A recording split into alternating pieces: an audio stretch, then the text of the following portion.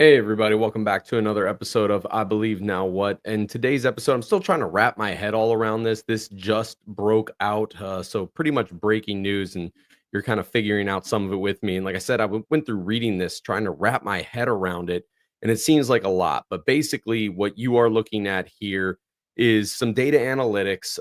This was provided by Barry Bonin, who works for the Trinity Foundation. Outstanding. If you're not following his stuff, please do, because very data driven. And I always love what the Trinity Foundation does in their support. So, as you saw in the thumbnail, basically, long story short, if you don't remember, in April, and we'll go to a news article just to refresh your memory, in April 2024, this man, Reggie Joyner, founder of Orange, and the CEO, Kristen Ivy, who you also see in the thumbnail, they resigned after admitting to an inappropriate relationship that violated their company's policy, and that eroded the organizational trust. And basically, after this, seemed like the company was probably kind of going downhill, and they've just recently, there's a merger going on with a new company in Texas that kind of, I don't know if they acquired it. Once again, still trying to wrap my head fully around it. But the bottom line up front in this was financials revealed millions of dollars in payout. Now, who is this company Orange, if you weren't familiar with them? Because I personally wasn't familiar with them until all this came out. It's a company that makes children's youth curriculums for churches. And while I've never personally heard of them, just because I've never gone to churches that use this, apparently they're pretty popular. And this is just another example of somebody who is making money off the name of God, wrapping themselves around that Christian title, but yet being compensated millions upon millions of dollars in really what could be said as alleged shady financial practices. And it's honestly just so sad to see this happen, but it's also so good that we have people like Barry Bowens who go on and dig in and find this stuff. And this was broken open by the Roy's report as well. So that way we can be alerted to this and we can see it. We can call this out as what it is. Let's kind of go ahead and get into this. Just to give you a summary before we really, really deep dive in. Basically, there was the sexual misconduct scandal involving Reggie Joyner, who was the founder of Orange, and their CEO also admitting to an improper relationship, which her name's eluding me here, but you'll see it as we get into here. And trying to get through here. There you go. Kristen Ivy. That's it. Kristen Ivy. So here's this relationship. And basically, this company named Amazing Life, Newfound Ministry, they announced a merger with Orange to give it a fresh start. But basically, watchdog groups are coming on now and saying that, hey, there is some very financial shady practices going on here. And in the what you're basically seeing there in this image provided by Barry Bowen is some of that shady financial practices here. So this is just Rick Joyner right here. And as you can see, you have compensations going out. Look at how much money this is per year. 2019, 110,000 for compensation, non-salary benefits, 163,000, royalties, character revolution. I'm not sure what character revolution means. $520,000. Royalties, $297,000. Total to Rick Joyner in 2019, over $1 million. 2020, just under $1 million. 2021, over $1 million. 2022, $852,000. All totaling up in that little span right there, nearly $4 million. This is a lot of money for somebody who waves the banner of God and makes basically curriculums for youth groups and children and things of that nature. It's so sad how people try to make money off God. And before we get further into the article, once again, this is breaking. We're going to go ahead and jump into some scripture because it's always important that we lay everything that we do on a foundation of scripture. Matthew chapter 21, verses 12 through 13. We can see how Jesus feels when people are trying to profit off God. It says here in verse 12, and Jesus entered the temple and drove out all those who were buying and selling the temple, and overturned the tables of money changers and the seats of those who were selling doves. And he said to them, it is written, my house shall be called a house of prayer, but you are making it a robber's den. A verse we should all be very familiar with on this channel, or a passage, 1 Timothy chapter 6, verses 3 through 5.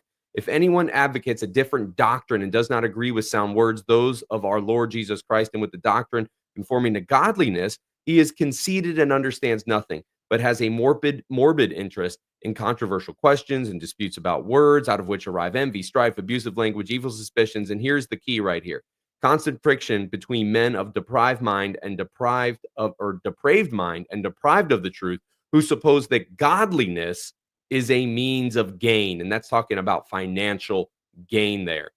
Move over to Micah chapter 3, verse 11. Her leaders pronounce judgment for a bribe. Her priests instruct for a price. Her prophets divine for money. Yet they lean on the Lord, saying, "Is not the Lord in our midst?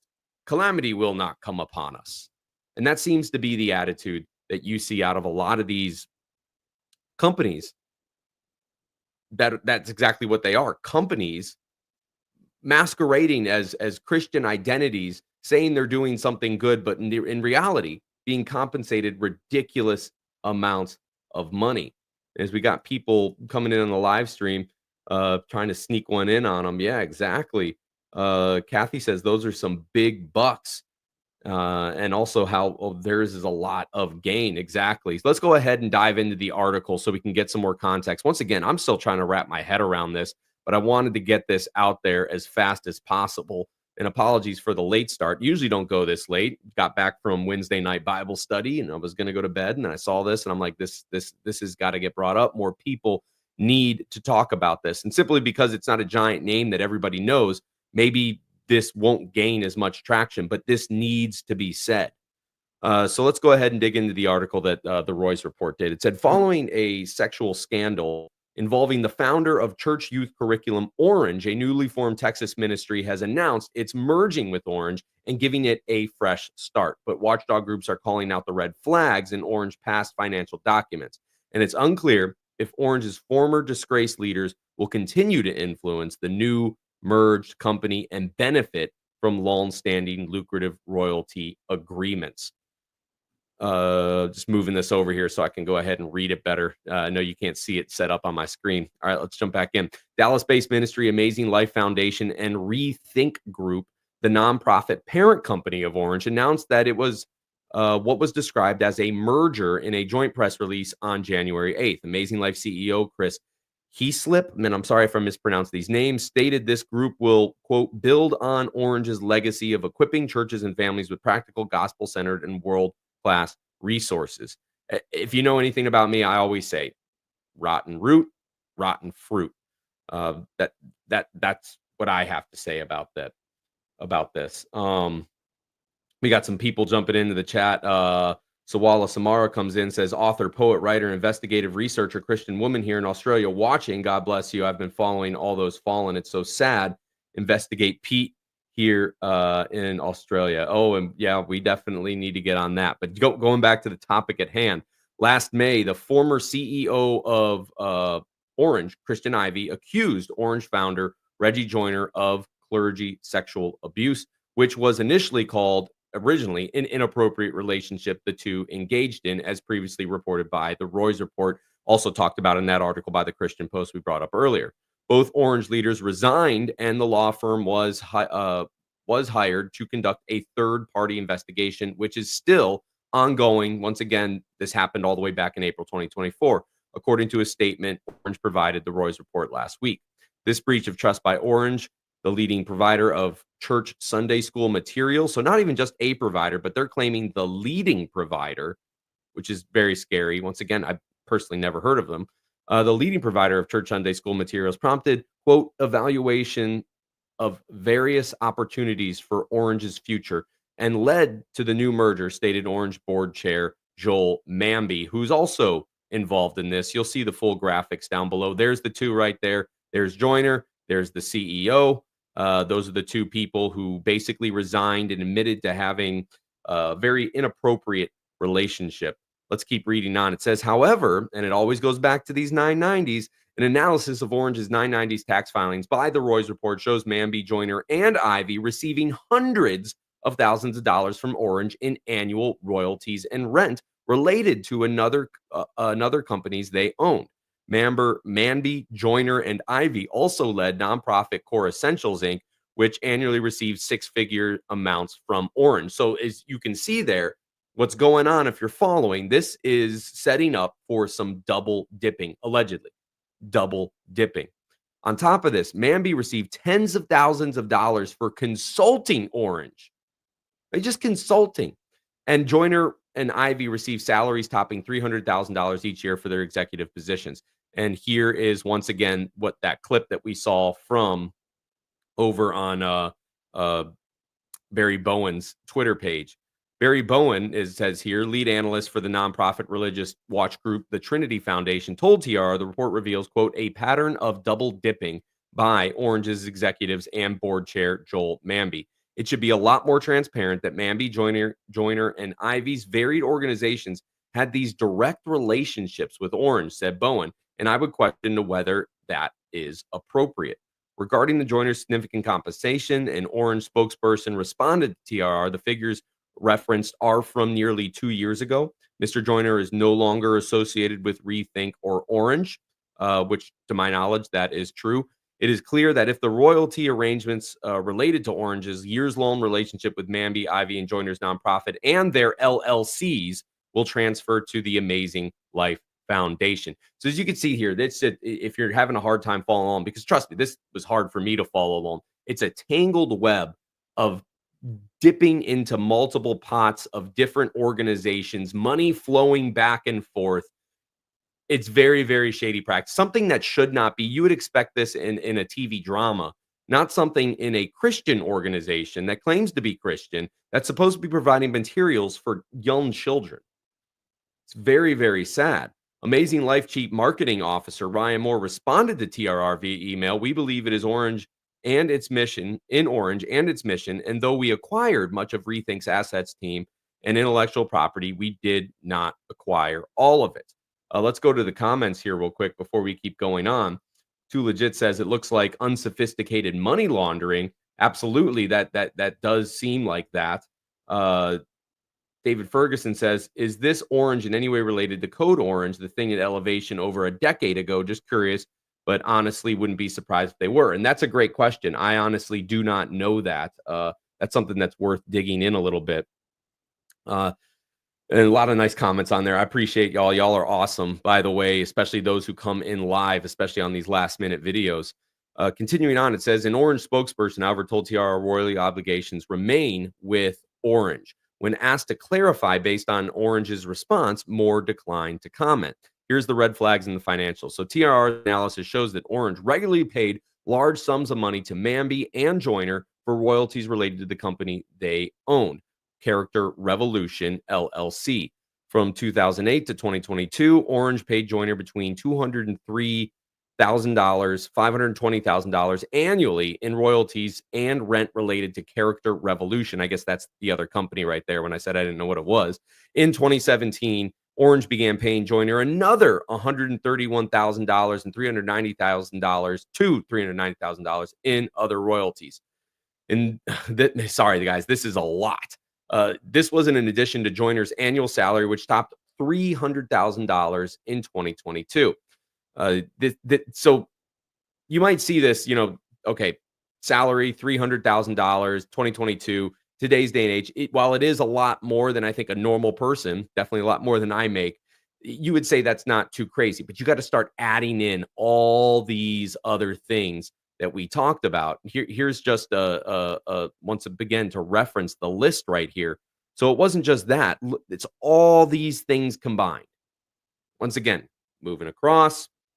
Possible double dipping. It seems crazy. It seems absolutely crazy.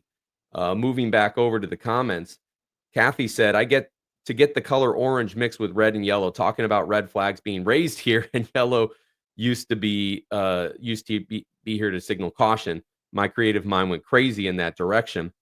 Salwa says, I'm concerned for Texas. This will be very hardcore sharing this.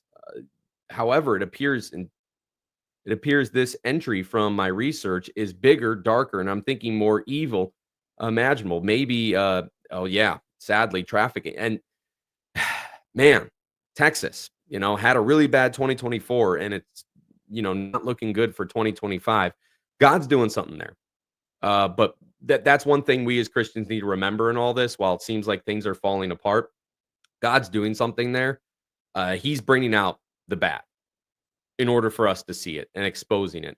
And we as Christians need to learn from these lessons and be able to be proactive in our research and things of that nature. So that way we do not go that way again.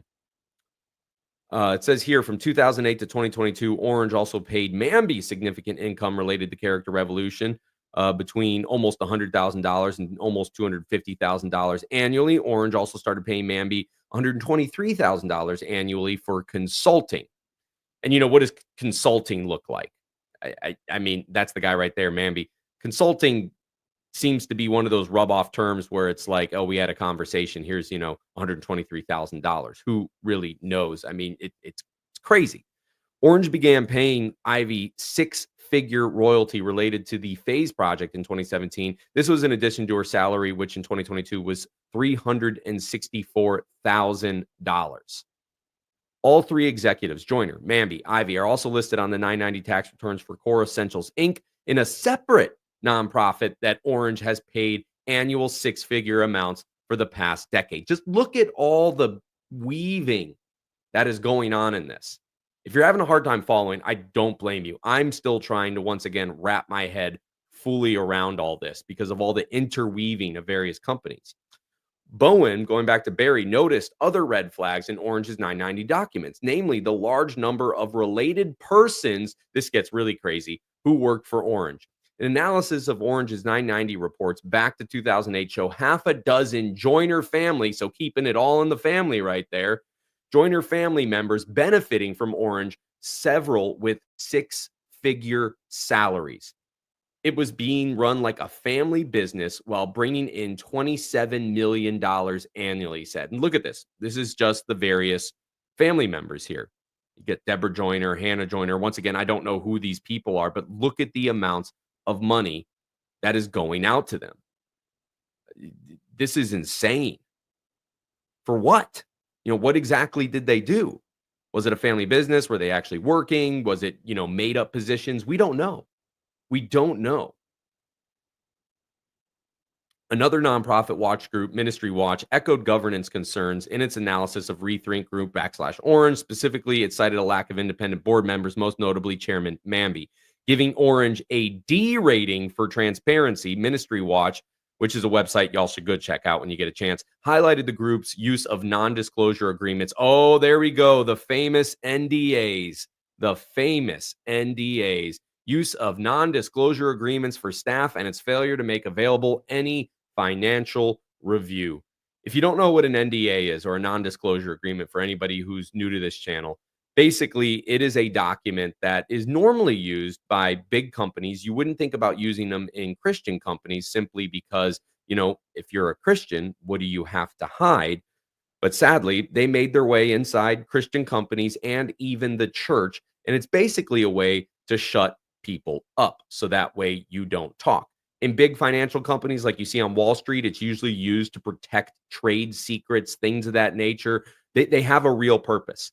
But when it comes to the church, usually it's used, in my mind, this is my opinion only, it seems like a cover-up thing.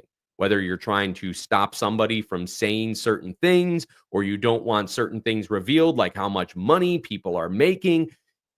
As Christians, we should be the most transparent people, period. You shouldn't be seeing this stuff in a Christian company. The article goes on to say, regarding the lack of financial disclosure, Orange responded to TRR, it's important to note that Rethink is not donor supported and is self-supporting. So that's one way, I guess they're trying to cover that up, that Rethink itself is not donor supported and self-supporting. But once again, you're selling Christian products. You're using the name of God. Don't you think you should be a little bit more honest with this? It says, since its inception, Rethink Group /Orange has filed as a public charity, meaning most revenue comes from, quote, public donations or government entities. Some years later, less than 1% of Orange's revenue came from donations and grants. So they register themselves as a public charity, but less than 1% of their revenue came from donations and grants. Think about that. Think about that. Refocusing Orange. Tech financial entrepreneur Chris Heslip formed Amazing Life Foundation last year. This is the new company that recently merged with it, if you're following along. But the nonprofit has not yet been approved by the IRS as a 501c3. That's the religious tax exemption. U.S. tax law permits such organizations to operate as if they have been approved. A spokesperson for Orange declined to disclose the terms of Amazing Life Foundation acquiring Orange's assets, stating details of this merger are confidential. But the multi-million dollar ministry later acknowledged that funds changed hands. When asked about how the revenue from the sale of Orange will be utilized, the spokesperson said the funds will be used to meet fiduciary, and I'm always bad at pronouncing that word right there, responsibilities, including resolving financial obligations and completing the ongoing investigation, the investigation that stemmed from this right here. Going back over to the Roy's Report article, since 2019, Amazing Life founder Heslip has developed multiple apps geared towards church leaders, including, I've never heard of any of these, Tomb, B-Side, featuring Christian teaching, and Leader, uh, misspelled there, probably for a reason, designed to improve team performance. The church deserves, how about the Bible? That might improve team performance. The churches deserve the same quality and care as the corporate world, if not more, states Amazing Life president Malachi. Oh man, I'm not going to know how to pronounce that last name in his online bio. Amazing Life Foundation also includes Amazing Kids, a children's ministry curriculum provider started by Tyler Bates and his wife Connie. And according to his LinkedIn profile, and you guys are going to love this if you're reading on. According to his LinkedIn profiler, Tyler Bates previously served as Gateway Church pastor of Next Generation for nearly 3 years prior to leaving the megachurch's staff in spring of 2023. So we just see Gateway's hands all locked up inside of this now somehow through some twisted bum bum bum. You know what I mean? It shouldn't be surprising at this point. It it seems like these packs run together, if you know what I mean. It's truly sad. Going over the comments here because I don't want to ignore what you're saying. Um, Salwa says, it's just a tangled web which appears to connect to a common target. And that's what I see out there. Too Legit says Chuck Pierce, Glory of Zion, and Bill Johnson, Bethel Music are also sketchy family businesses. Yeah, one worth investigating. And if you checked out the Messed Up Church recently, they have some theories on what's going on over there. Salwa also says one simply can't make that amount of money, allegedly, if is simply not criminal or on the down low. Exactly. You know, you got one company, you get compensated, your money. That's the case. But then you have multiple others, once again, crossing funds, double dipping, things of that nature. This is where it gets shady. I mean, we talked about this when we reviewed Elevation and how Elevation Church has like multiple LLCs in its name and other things that where money is going back and forth. You want to talk about a church that is not financially transparent, just go ahead once again and look at Elevation Church. Kathy said, thanks goodness for these watch groups. Exactly. I really love the work that Barry Bowens does. Always awesome. He's on one of my, like, I don't go on, I rarely post to Twitter, but he's one of those that where I got the little notification bell turned on whenever he does post because it's always substantive. Um, just going through your comments here for a little bit. Apologies for the pause. Kathy said, "Where would they be without the good old NDA?" Exactly. It's sad that Christians are doing that. Salwa says, "Kathy, indeed, the NDA, the fact of the so-called church has means of run, and never look back." And I've said it multiple times before, and I'm just going to re-echo it again. If you are a part of a church and they are making you sign an NDA, I honestly, in my heart of hearts, can't find a good reason for a church to ever do that. That's a red flag. Run from that church. That church probably has something shady going on.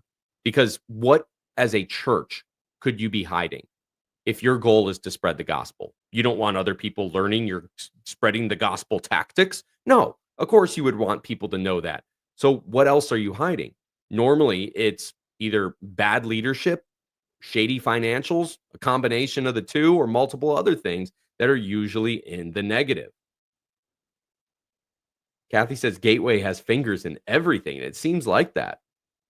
Too Legit says birds of a feather flock together and wolves hunt in packs. Exactly. David Ferguson on here says, I think it's pronounced fiduciary. Fiduciary. There you go. Thank you. I appreciate that. You're supposed to take care of someone else's money according to their wishes in good faith. Obviously, not happening here. Thank you for that, David. I appreciate that. Not the smartest person in the room, obviously, but those are words that you don't really commonly see in society today. So I'll give myself a slight pass on that. Despite the potential duplication between Orange and Amazing Kids Ministries, spokesperson Ryan Moore stated, we, quote, we offered every Orange staff member the opportunity to join Amazing Life Foundation with their same title, benefits, and compensation, which might be a red flag to some people. Like the corrupt organization is now moving over to another organization, hiring. Not saying that every single person that was staffed over at Orange was corrupt. We don't know that. But it was happening in the upper echelons. How far down does it go? We don't know. It says here an unspecified number of former Orange staff in Georgia have become employees of Amazing Life, which will continue to be based in Dallas. But Moore indicated that Amazing Life will be redirecting Orange, which he says has veered from biblical grounding, obviously. As he steps into leading Orange as well, the Amazing Life team, Chris, is passionately committed to refocusing Orange back to a biblical foundation, stated Moore. And then let's go into this investigation that we found out about in April. When is this going to be made public? So it says here both entities confirmed that no members of the Rethink Group board are joining the board of Amazing Life Foundation, quote, at this time, according to Orange. Keywords, at this time. Amazing Life CEO Heslip and President Boyles are currently the only members of the board. Moore said this means the group's board doesn't have even one independent member. The Evangelical Council for Financial Accountability, or the ECFA as it's better known as, requires its member nonprofit groups to have a minimum of 5 board members, with the majority of them being independent. Amazing Life Foundation plans to, quote, invite new board members that are passionate about the local church and our mission as an organization, stated Moore. Previously, Orange told the Roy's report that findings of the investigation into Joiners and Ivy's inappropriate relationship would remain internal. Findings will be shared with our staff and those affected, a spokesperson stated last summer. In other words, they're not letting it get out to anybody. Just crazy.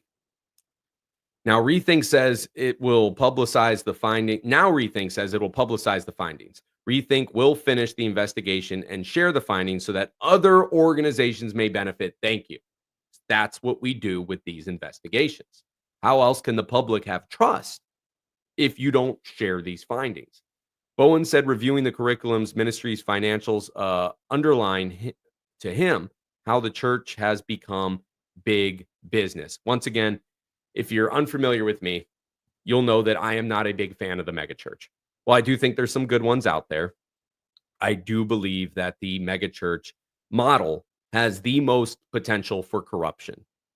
Megachurch, big Christian CEO company type style, market stuff, big financial words thrown out there. The most temptation for corruption comes in there because you become very powerful. A lot of money is involved. And next thing you know, money starts laundering around. You have LLCs popping up, and it becomes very, very non-transparent. The local assembly, the small local assembly, will always be my favorite style of church because of simply the transparency that so many small local churches have. When you have members of that church on your budget team that everybody knows and you can just talk to them on an everyday basis, it's not some mystery. It says there's a lot of money to be made through, there's another word, wow, and I'm not even going to attempt to pronounce it. Man, I feel dumb today. Business conducted with churches. Julie Roy's contributed to this report. And this came from freelance journalist Josh Shepard, writes on faith culture and public policy for several media outlets. So with all that being said, once again, just another call out there, and hopefully these big Christian organizations that are out there, and I'm sure there's some out there doing good. There's some out there that are God honoring. At the same time, they are a company, but they look at this and they see, are you paying exorbitant amounts of money? Are you laundering money, so to speak, back and forth between multiple different companies and LLCs and all this? And is it really a business or is it really God honoring? Because at the end of the day, this is what it's about. It's about being God honoring. It's taking God's house of prayer and keeping it as that, not turning it into a robber's den or looking at godliness as a means of gain, particularly a means of financial gain. That's the big moral of the story here. I appreciate the kind words as you listen to me trip over my words. Once again, this was breaking. I just read through it, a very cursory glance at it. And like I said, this is something that needs to get out. So we'll see more as more comes out. And I appreciate you listening to all my fumbling. Kathy said you're smart. I don't know if I'd use that. That term is just not used in your line of work. Absolutely. Military, we don't really typically use that term too much, especially in my job, combat arms. We're not. Kathy also says in megachurches, having an MBA is desired more than a divinity degree. And I can imagine it. I don't know the facts behind that, but I can imagine it as well. Okay, with all that being said, y'all, we're going to go ahead and get out of here. I need to go to bed. I got to wake up at 4 a.m. for work tomorrow. It is like almost 11 o'clock here. I appreciate y'all. I love y'all. And for those of you watching in the future, if you do enjoy this and you care about this getting pushed out, highly encourage you to like, share, and subscribe, as it really does help out in pushing these messages out there. Thank you so much for all that you do, and have a wonderful, wonderful night. I'll talk to y'all on the next one.